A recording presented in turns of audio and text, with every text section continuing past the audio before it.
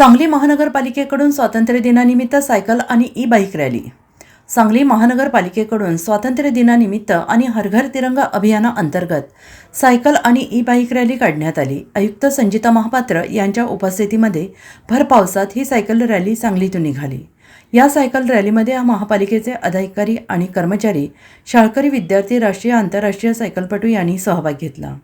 या E cycle रॅलीची सुरुवात विश्रामबाग चौकातून झाली. त्यानंतर शहरातील प्रमुख मार्गावरून स्टेशन चौकात या सायकल रॅलीची सांगता करण्यात आली. भारत माता की जय, वंदे मातरम अशा घोषणा देत या सायकल रॅलीमध्ये सांगलीकर सहभागी झाले. हर घर तिरंगा प्रोग्रामच्या अनुषंगाने भारत सरकार आणि राज्य सरकारच्या निर्देशाप्रमाणे 9 ते 17 ऑगस्ट पर्यंत संपूर्ण घरामध्ये प्रत्येक नागरिकांच्या घरी हर घर तिरंगा योजना राबवायचे होता आणि त्या अनुषंगाने आज 14 ऑगस्टला आपण भव्य तिरंगा रॅली इथे सर्वांच्या सहकार्याने आज इथे संपन्न केलेली आहे. ह्याचे मागचे उद्देश हेच आहे की आपण जे स्वतंत्र दिवस प्रत्येक वर्ष साजरा करतो त्याच्या मागचं उद्देश काय आहे ते लोकांना माहिती असायला पाहिजे.